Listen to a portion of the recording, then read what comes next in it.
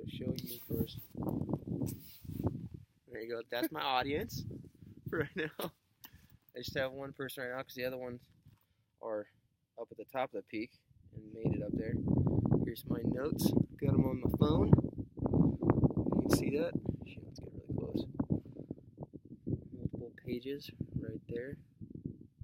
It's like hopefully you can see that. I don't know. Okay, and then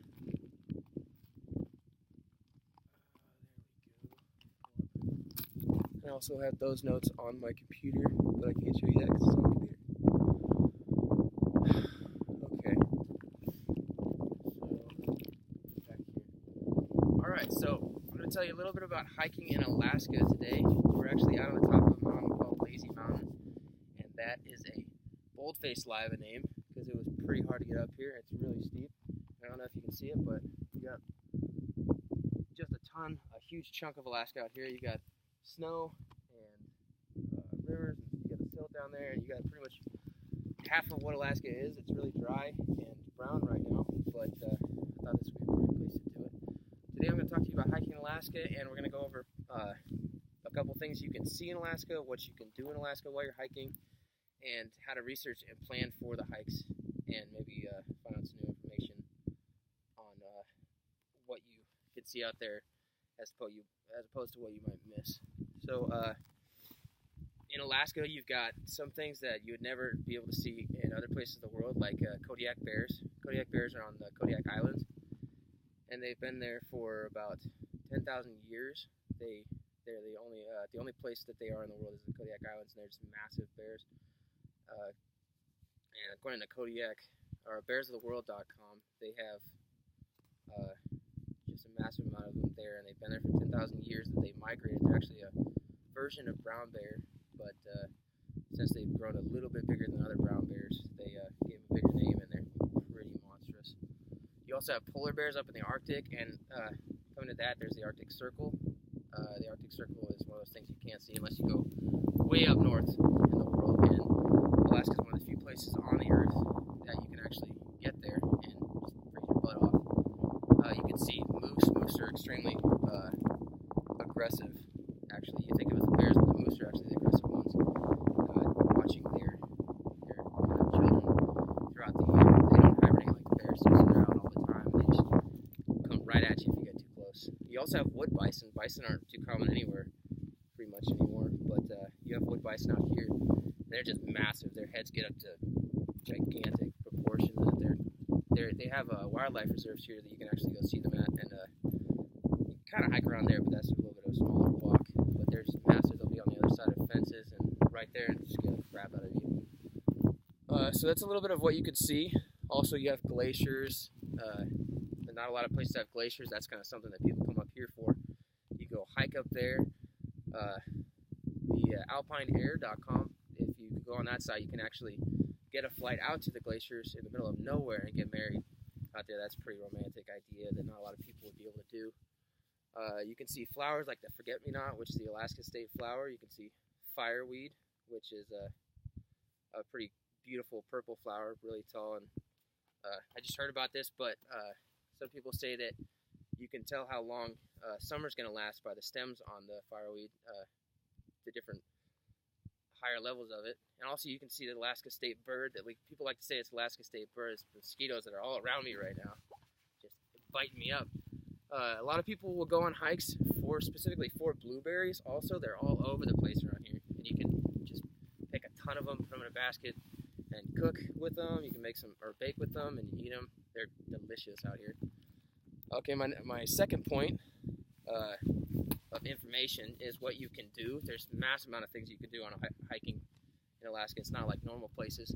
You can go kayak right up to glaciers. You can go kayaking to places you wouldn't normally be able to hike to. You can kayak up the river, get out, hike, and camp.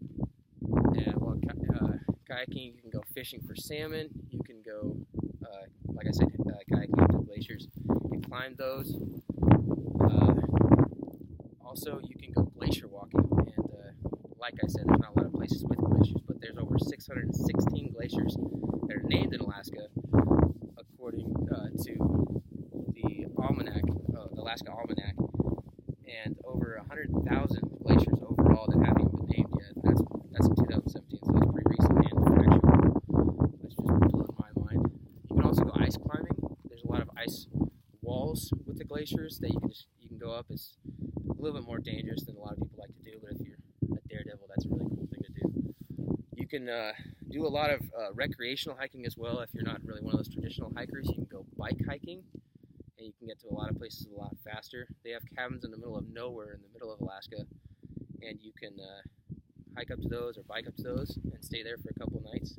Rent those out. They'll give you a code to a key box. You go in there. They have anywhere from just a regular cabin to a cabin with a sauna, campfire, full bathroom, or if you want to rough it a little bit, just like a wooden structure. There are a few businesses that'll take you horseback riding. Also, horseback riding is a great form of hiking in Alaska. You can horseback ride in the middle of nowhere in Alaska as well, and then go camping with that horse, and it's just a cool, awesome, more rural experience. Many people that are really into physical fitness and really pushing themselves do cross-country skiing in Alaska too. That's pretty much only where the snow is, because it's like a form of cross-country running with skis, and it's just endurance, space, and exerting like crazy. I hate it, but some people love it. And that's a couple things to do in Alaska. The biggest thing is research and planning. You want to be, really ready for the hikes that you're gonna do. You want to be wearing the right stuff. You want to know when to go, the right times, because Alaska's dark, like 9-10 months out of the year. So when it's dark, you want to know when that little bit of light's going to come up, or when it's a good temperature. Maybe it's too cold or too hot. Browsing those websites can really make it easier for you. Alltrails.com has a really good site to go for hiking. It'll tell you the best times to go, the best seasons to go, best time of day. It has reviews by people that have gone the hikes, like over hundreds of reviews on every hike you can possibly want. There's 26 hikes alone just around the Anchorage area, and there's more than, I would say, 1,000 hikes that you can go on that you just have to ask around for. Many of the sites will give you videos and previews of what that hike actually looks like, and a rating of how difficult it is. Depending on who rates it, it could be really difficult, but some people would say it's easy, so you got to really research that stuff. You want to also make sure to wear layers, especially in the wintertime. You don't want to wear just a heavy fur coat or something like that, or some kind of extra wool. You don't want to, a lot of the times people will wear a heavy coat, get really hot, sweat a lot, and then they'll start to get the shivers, get the ice cold shivers from that sweat because it gets cold. So you want to wear layers you can take off. You want to wear moisture wicking clothes that you can take off, but the sweat will actually wick into the clothes. So when you take it off, you won't be as cold. And then when you get a little bit more heated up on the hike, you can take more clothes off because you're going to get a lot hotter on especially the harder hikes. So just to go over what I briefly told you about, I hope it's been a little bit informational, but I went over a couple of things of what to see in Alaska, a couple of things to do in Alaska, and a lot of preparation and research. Definitely go into that preparation and research, especially in Alaska. The daylight affects your hiking, can make it an awesome time or just a terrible time. It's a once-in-a-lifetime thing to hike in Alaska. Many people, rich people, come from all over the world just to see the things you can only see in Alaska. People will come all over the world to just fish for salmon, but hiking in Alaska is like a different experience from anywhere else in the world. So make sure you get out and do it. All right, and that's my speech. Whew, mosquitoes everywhere. The whole time? Yeah. And this is my audience right here. She's still here. She didn't run away or fall asleep. I don't know if you can count it. My other audience probably couldn't hear me, but he's way over there up on the ridge. He hiked all the way up there. We made it up here.